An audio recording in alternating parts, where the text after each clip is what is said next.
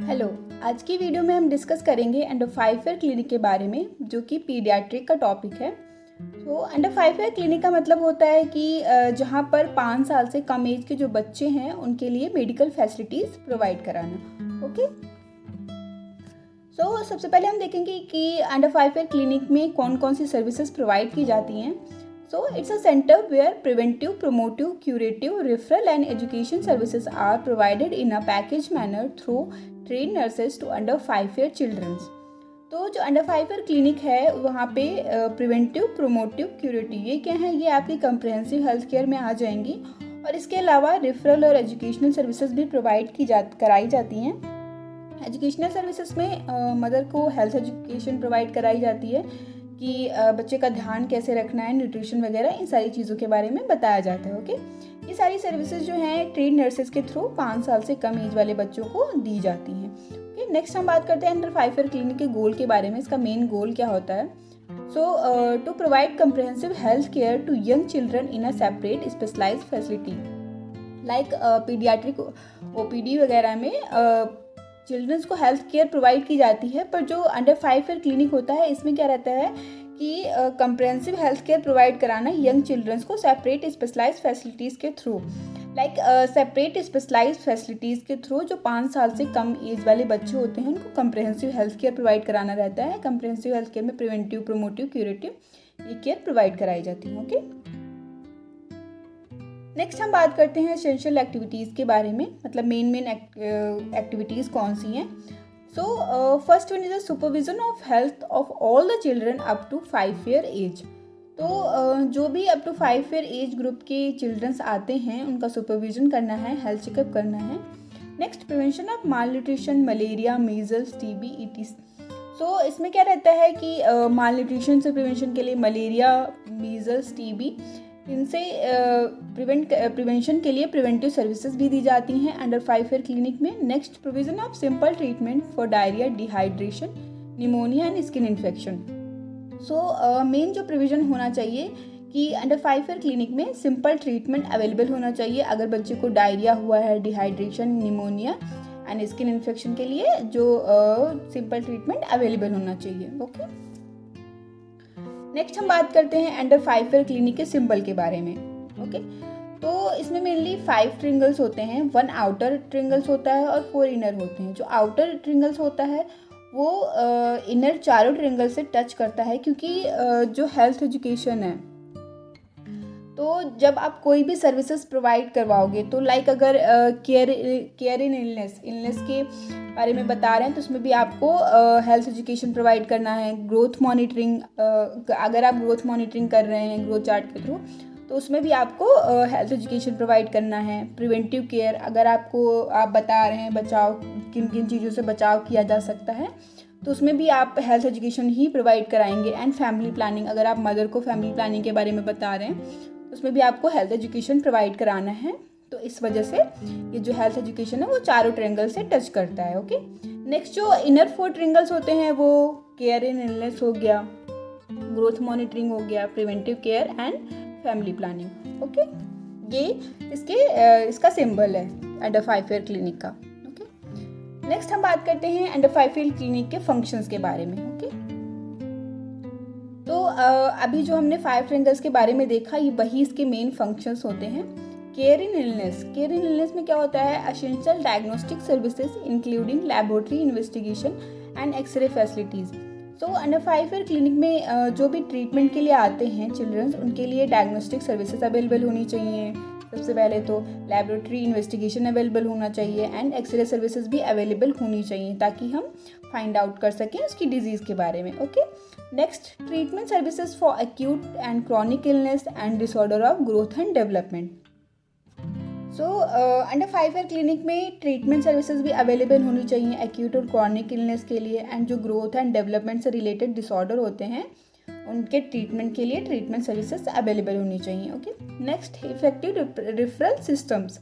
सो इसमें effective referral systems भी available होना चाहिए अंडर 5 ईयर क्लिनिक में, क्योंकि कुछ ऐसी डिजीज़ कंडीशंस होती हैं जिनको अंडर 5 ईयर क्लिनिक में ट्रीट नहीं कर सकते हैं, तो उसके लिए आप उसको हायर सेंटर में रिफ़र कर दो। इसके लिए इफेक्टिव रेफरल सिस्टम अवेलेबल होना चाहिए। ओके, सेकेंड जो इम्पोर्टेंट फंक्शन है तो growth monitoring. So growth monitoring में क्या करते हैं, weight, height and mid arm circumferences is measure periodically. So periodically उसमें उसकी हाइट मेज़र करते हैं, वेट उसका चेक करते हैं एंड मिड आर्म सर्कमफेरेंसेस को मेज़र करते हैं। ओके, सो अगर हम वेट की बात करें तो कितने कितने टाइम पे चेक करना चाहिए, तो 1 ईयर पे एवरी मंथ, मतलब 1 साल पे हर महीने पे चेक करना चाहिए। 2 ईयर्स एवरी 2 मंथ, जब 2 साल का हो जाए तो हर 2 महीने पे चेक करना चाहिए। एंड 4 to 5 ईयर्स में एवरी 3 मंथ, हर 3 महीने पे उसका वेट चेक करते रहना चाहिए। Okay, growth is monitored through growth chart. So growth को मॉनिटर करने के लिए ग्रोथ चार्ट का यूज़ करते हैं। ग्रोथ चार्ट में हम क्या क्या चीज़ें लेते हैं, हम ग्रोथ वेट अपॉन एज का यूज़ करते हैं, जिसमें हम देखते हैं कि एज के अकॉर्डिंग वेट गेन सही तरीके से हो रहा है कि नहीं। Okay, next, milestones are recorded and any delays evaluated. So milestones जो होते हैं बहुत इंपॉर्टेंट होते हैं। ये जो डेवलपमेंटल माइलस्टोन्स होते हैं, जिसमें फाइन मोटर डेवलपमेंट होता है, ग्रॉस लैंग्वेज, सोशल डेवलपमेंट होता है। सो माइलस्टोन्स को भी रिकॉर्ड किया जाता है कि कोई भी डेवलपमेंट डिले तो नहीं है, टाइम से माइलस्टोन्स आ गए हैं कि नहीं। माइलस्टोन्स का मतलब क्या होता है कि बच्चे ने चलना स्टार्ट कर दिया, दौड़ना कब स्टार्ट किया, खुद से बैठने लगा, नेक होल्डिंग कब बोलना स्टार्ट किया, ये सारी चीज़ें माइलस्टोन्स में आ जाती हैं। ओके, नेक्स्ट आपका आता है preventive care. Okay, preventive care में मतलब प्रिवेंशन के लिए केयर प्रोवाइड की जाती है। प्रिवेंटिव केयर का मतलब होता है कि बीमारी होने से पहले बचाव करना। तो बीमारी के बचाव के लिए जो चीज़ें करनी है वो भी अंडर 5 ईयर क्लिनिक में हम करते हैं, like immunisation, iron and vitamin supplementation and anti helminthic treatment. Immunisation, जितनी भी वैक्सीन प्रिवेंटेबल डिजीज़ हैं उनके लिए हम इम्यूनाइजेशन करते हैं। उसके अलावा iron and vitamin A supplementation भी किया जाता है, जिससे कि बच्चों में एनीमिया, विटामिन ए डिफिशियंसी ना हो। इसके अलावा एंटी हेलमिंथिक ट्रीटमेंट भी दिया जाता है पैरासिटिक इन्फेक्शन से प्रिवेंशन के लिए। ये सारी सर्विसेज प्रोवाइड की जाती हैं अंडर 5 ईयर क्लिनिक में। Okay, also provided regular checkup and use of ORS during diarrhoea. इसके अलावा हम रेगुलर चेकअप भी करते हैं बच्चे का। And ORS that is oral rehydration salt, अगर कोई भी डायरिया का पेशेंट है तो उससे हम ORS प्रोवाइड कराते हैं। ओके, नेक्स्ट हम बात करते हैं फैमिली प्लानिंग के बारे में अंडर 5 ईयर क्लिनिक में।